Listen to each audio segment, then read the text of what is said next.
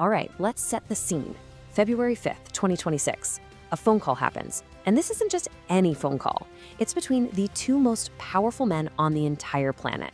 You've got one guy who's looking to completely rewrite the rules of global power. And the other? He's trying to steer his country through some of the rockiest economic waters it's seen in decades. What was said on that call? Well, it's setting the stage for pretty much the next chapter of human history. So, let's get into it. Let's break down what is really going on here. So this call between Donald Trump and Xi Jinping, it goes on for a while, longer than anyone really thought it would. But you know what? It wasn't the length that sent absolute shockwaves from the Pentagon all the way to Silicon Valley. Nope. It was one single word. Xi told Trump to be prudent. Now, you have to understand, in the world of high-stakes diplomacy, a word like prudent is never, ever just a friendly suggestion. It's a warning. It's a clear line being drawn in the sand. And this is where the story gets really, really complicated. Because, get this, at the exact same time Xi is issuing this warning about arming Taiwan, the Trump administration is pulling the strings on a massive, massive transaction. They're greenlighting the sale of America's most advanced AI chips directly to Chinese companies. Think about that, arming one side while empowering the other. So yeah, that's the central puzzle we're trying to solve here. How on earth can the United States be gearing up Taiwan for a potential invasion from China, while at the same time selling China the very technology that could give it the winning edge both militarily and economically? I mean, how can both of these things be true? To figure this out, we've really got to look at both sides of this incredibly dangerous coin. All right, first up, the Taiwan tinderbox, as we dive deep into this $11.1 billion arms deal. So let's start with the warning part of this equation. It all revolves around this enormous weapons package destined for Taiwan, an island, by the way, that Beijing sees as a breakaway province. And we need to be clear, this isn't some routine run-of-the-mill arms sale. No, this is a major strategic escalation. $11.1 billion. I mean, just let that number sink in for a second. To give you some perspective, that's more than the entire annual defense budget for a whole lot of countries out there. A number that big on its own sends a powerful message. The US is basically saying we're committed to turning Taiwan into a fortress. You know, the whole porcupine strategy, making it so prickly and full of defenses that it would just be way too painful for China to even think about trying to swallow. But what's actually in this package? Well, this is where it gets really interesting. We're not talking about old surplus gear being cleaned out of a warehouse. No way. We're talking about top-of-the-line, precision strike stuff. But the real kicker, the thing that is a huge sticking point for Beijing, is the ATCMS. These are long-range missiles. We're talking a reach of 300 kilometers. From Taiwan, that puts major Chinese ports, airfields, and key military areas well within striking distance. It is an absolute strategic game changer. So if you're sitting in Beijing, how do you see this? Well, from their perspective, this is a completely unacceptable violation of their sovereignty. The state-run newspaper, the Global Times, calls Taiwan the core of core interests. What does that mean? It means it's totally non-negotiable. So this arms deal, and especially those ATACMS missiles, is seen as a direct threat. It's the kind of thing that could completely shatter the very fragile diplomatic peace, this thing called the Busan Truce, that was just put together in late 2025. Okay, let's pivot. Section 2. The NVIDIA pivot, all about selling AI dominance for a price. So that's the warning side of the equation. Now let's talk about the transaction, the other half of this puzzle that seems to fly in the face of everything we just talked about. It's a really stunning policy reversal on a technology that is pretty much going to define the entire 21st century. So, just a few weeks before that big phone call, the administration gives the green light for the sale of NVIDIA's H200 AI chips to China. This is a huge policy pivot. I mean, for 2 years, the US had a strict blockade on this exact kind of high-end tech. The whole point was to keep China's AI development at least a couple of generations behind us. And the H200, that's not just any chip. It's the gold standard. It's the engine that's going to power the next wave of AI. So, why the sudden 180? Well, the answer seems to boil down to two things: money and control. The administration has slapped this thing on the sales that people are calling the Trump fee. It's a 25% surcharge on every single one of these advanced chips sold to China, and that money goes straight into the US Treasury. The thinking behind it is something like this. Look, China's going to get this tech eventually one way or another, so why shouldn't America get a piece of the action and, more importantly, control the terms of the deal? And this is where we get to the most radical, almost science fiction part of this whole deal. It's this brand new experiment in what you might call techno-diplomacy. It's called Know Your Customer for Silicon. Basically, NVIDIA is now legally on the hook to monitor how its chips are actually being used inside China. So for example, if a Chinese company tries to use a bunch of these H200s to train an AI for military targeting, the US can theoretically just flip a remote kill switch. Boom, the chip is a paperweight. It's basically an attempt to hold China's entire AI future hostage. Okay, but here's the million-dollar question. Is that control real, or is it just an illusion?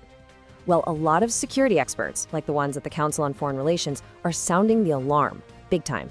They're arguing that once these incredibly sophisticated chips are physically in Chinese hands, the whole idea of a foolproof kill switch is a total fantasy. They're pretty convinced that China's world-class engineers will, eventually, find a way to bypass any restrictions. And what happens then? Well, then they've got America's best hardware with absolutely no strings attached.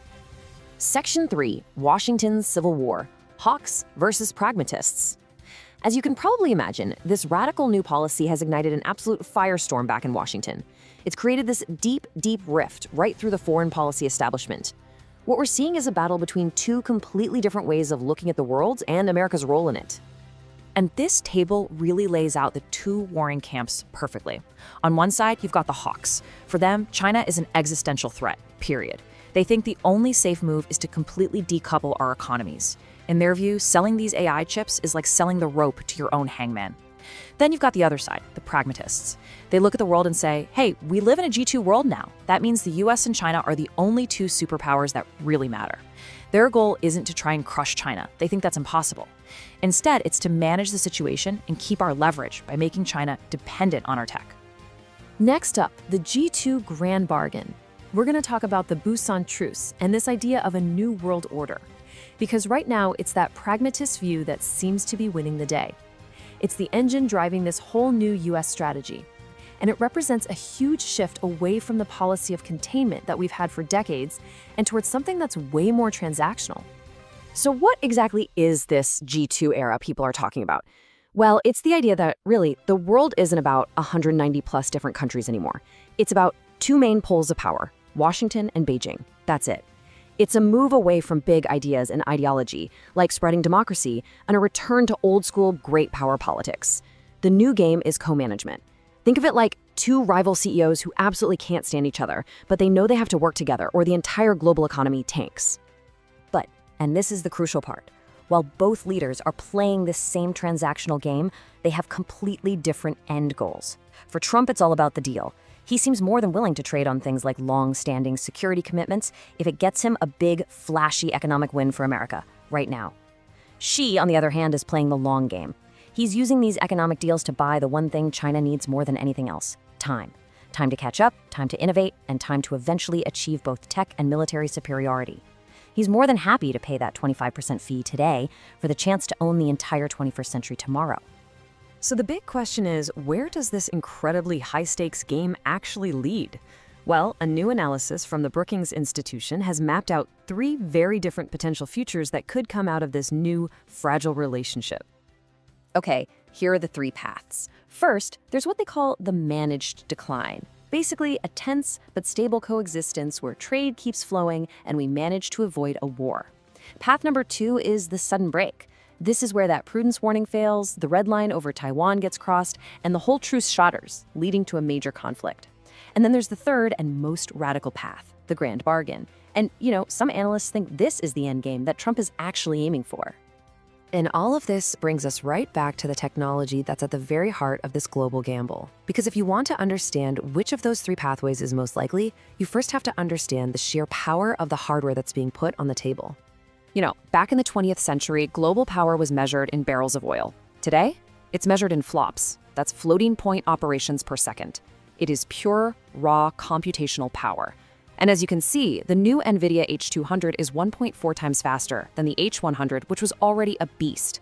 That leap in computing power is, it's everything. It's the key that unlocks the next generation of AI for logistics, for medicine, but also for autonomous drones and for targeting hypersonic missiles.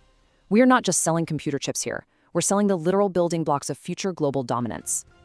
And all of this leaves Taiwan in an incredibly dangerous position.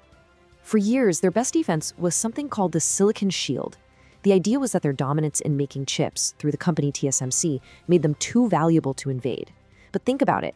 If the US is now arranging for the most advanced chips, many made by TSMC, to be sold directly to China, that fundamentally changes what that shield is made of. So the question being asked in Taipei right now has to be a terrifying one.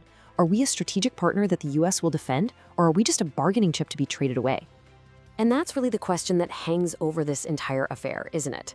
The administration is betting it can manage China through economic leverage, that it can profit from a deal while controlling the outcome with something like a kill switch.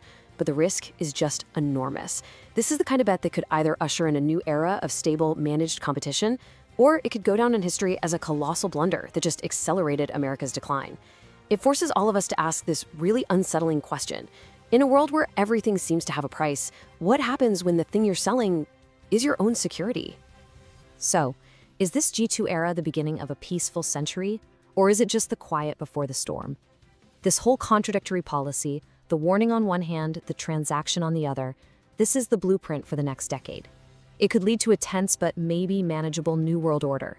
Or it could just be the prelude to a conflict that would make past wars look small. The prudence warning was the test. The Nvidia deal is the answer. And now the rest of the world is just holding its breath to see what happens next.